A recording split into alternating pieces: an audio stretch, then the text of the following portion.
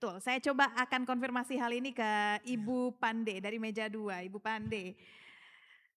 Ibu, apa kabar Ibu? Terima kasih Ibu atas waktunya. Nah, gimana Ibu menanggapi hal ini? Bea bea keluar ini sudah ditetapkan dari 23 Desember 2025.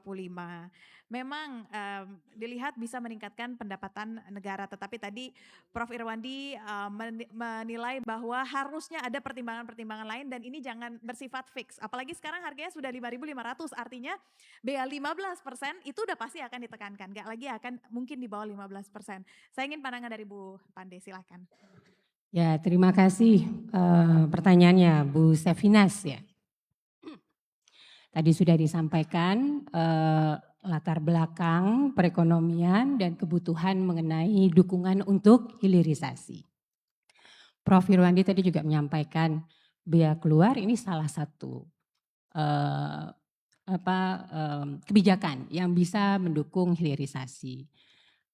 Tentunya kenapa mungkin pertama kali kita bertanya dulu artinya mengulas kembali kenapa bea keluar atas emas ini diperkenalkan di tahun 2025 akhir dalam konteks mendukung hilirisasi ini. Kita lihat bahwa tadi sudah disampaikan ada nih fenomena peningkatan demand terhadap emas yang kemudian dicerminkan dengan harganya emas ini di global itu bahkan sudah mencapai tren all time high. Tadi disampaikan hari ini bahkan itu sampai 5.500 US dollar per troy ounce, itu sangat tinggi gitu ya. Dan ini tentunya sedikit banyak memberikan temptation bagi pihak-pihak yang mungkin punya keinginan untuk spekulasi atau mungkin memerlukan aset ini sebagai safe haven dan kemudian memicu ekspor atas produk emas. Nah, tapi di lain pihak sebetulnya Indonesia ini tadi sudah disampaikan punya keunggulan dari sisi perhiasan tadi ya. Kita banyak punya keunggulan untuk bikin perhiasan emas. Nah, dan statistiknya itu sebetulnya kalau kita lihat emas ini ekspornya dalam 4 tahun terakhir itu trennya positif sekali meningkat. Artinya apa? Emas, perhiasan emas Indonesia itu kualitasnya disukai oleh global, oleh dunia. Nah, tercermin bahwa ini salah satu daya saing Indonesia untuk bisa dapat market share di luar, di global, itu salah satunya itu dari perhiasan emas. Nah, artinya apa? Urgent sekali nih kita perhatikan kondisi perkembangan emas, ekosistem emas sampai dia bisa menunjang nilai tambah akhir ini dengan sebaik-baiknya. Nah, apalagi kemudian ternyata melalui Undang-Undang P2SK yang diterbitkan di tahun 2023 ada plus juga dengan ketentuan yang diterbitkan oleh OJK, kita punya kebutuhan untuk menunjang perkembangan ekosistem Bank Bullion. Nah, Bank Bullion ini punya banyak fungsi. Di antaranya untuk meningkatkan peran simpan, kemudian pembiayaan, kemudian perdagangan emasnya, kemudian juga untuk mungkin pegadaiannya kan gitu. Nah, semua ini tentunya digunakan untuk menambah sumber akses keuangan bagi masyarakat di Indonesia yang ujungnya nanti bisa meningkatkan harapannya real sektor di Indonesia. Karena kalau sudah banyak akses keuangannya meningkat atau bertambah, tentunya sektor-sektor real yang membutuhkan pendanaan atau pembiayaan ini semakin punya ruang alternatif untuk membiayai aktivitas ekonominya. Nah, harapannya ini nanti juga akan menumbuhkan perekonomian dengan baik, GDP kita terdongkrak gitu. Nah, oleh karena itu ini penting sekali nih menjaga ketersediaan suplai emas. Ya. Kenapa? Ya karena tadi digunakan untuk bisa menunjang perhiasan emas kita, industri kita bisa berjalan, tenaga kerja bisa diserap dengan optimal dan termasuk juga diantaranya itu adalah dalam rantai yang ekosistem Bank Bulion tadi melalui itu. Nah, oke, jadi ketersediaan suplainya itu tentunya tidak hanya kita lihat dari yang ketersediaan emas jadinya gitu ya, tapi dari hulu.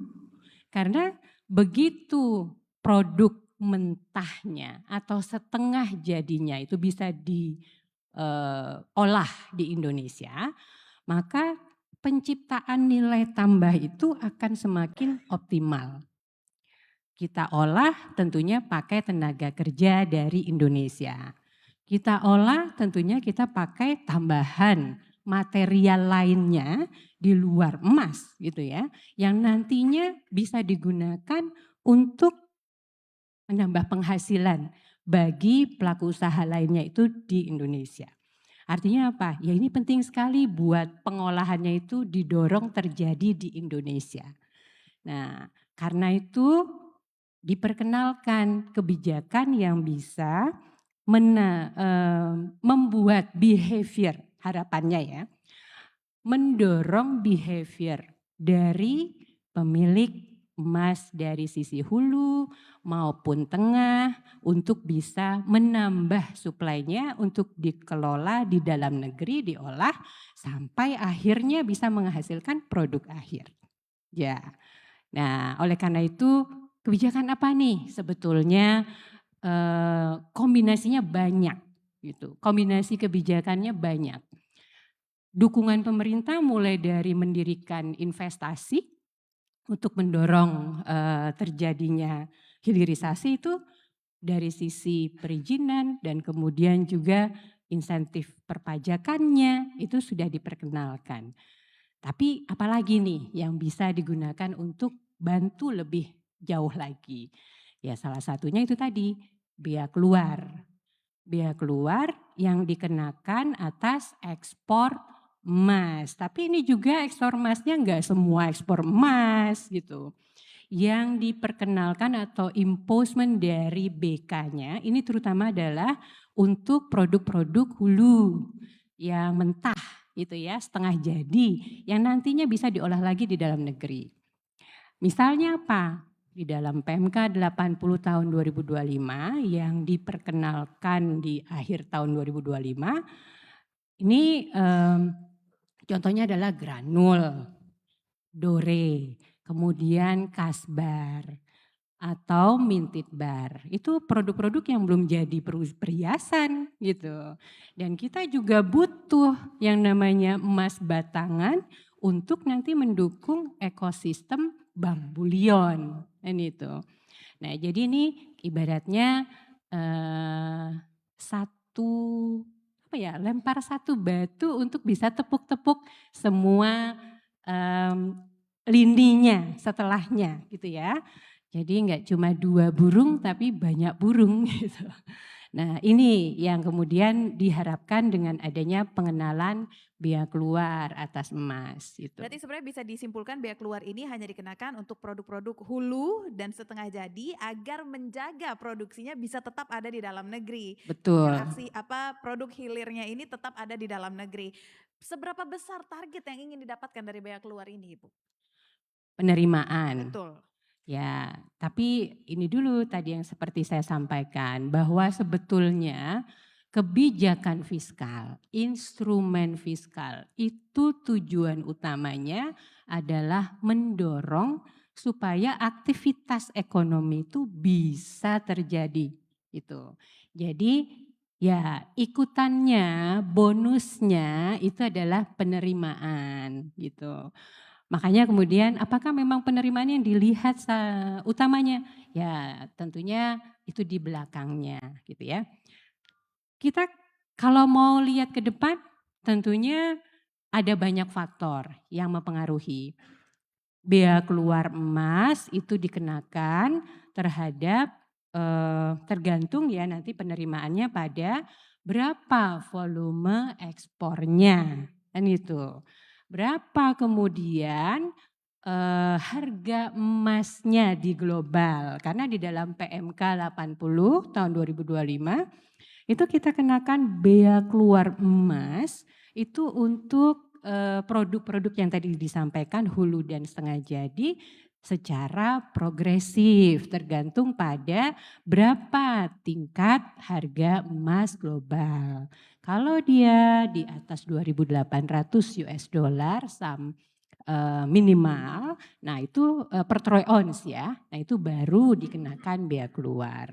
Nah tetapi kalau memang lebih dari 3.200 US dollar per troy ounce, tarifnya beda lagi. Yang di 2.800 USD per troy ounce itu tarif BK-nya antara 7,5% sampai 12,5%. Sementara untuk yang harga lebih tinggi lagi itu adalah, tarifnya sekitar 10% sampai dengan 15%. Nah, berapa itu kira-kira? Plus satu lagi yang perlu dipertimbangkan adalah gini, karena waktu kita ekspor selain volume, selain tarif, ekspornya kan pakai mata uangnya biasanya US atau mungkin mata uang asing gitu ya. Nah tentunya nanti konversinya dalam kursnya itu berapa dirupiahkannya. Baru kemudian kita bicara berapa dapatnya dalam rupiah kan gitu ya. Tuh, jadi kalau kita bicara berapa penerimaannya ya itu tergantung itu. Tapi kan kita masih bicara di awal tahun sampai akhir tahun nanti kira-kira berapa, masih panjang nih perjalanan. Cuma kalau kita lihat dari beberapa tren di apa namanya beberapa tahun terakhir ya diperkirakan sekitar paling tidak 3 gitu ya, 3T itu mungkin bisa didapatkan. Tapi sekali lagi itu tadi banyak Bukan yang faktor ya utama, yang bukan yang mempengaruhi utama, ya ya gitu. betul. Yang pertama itu bukan yang utama, kita coba dorong ekonominya jalan gitu ya. Tapi kemudian juga untuk menentukan berapa rupiah dapatnya itu banyak faktor tadi yang mempengaruhi, terutama kurs gitu ya.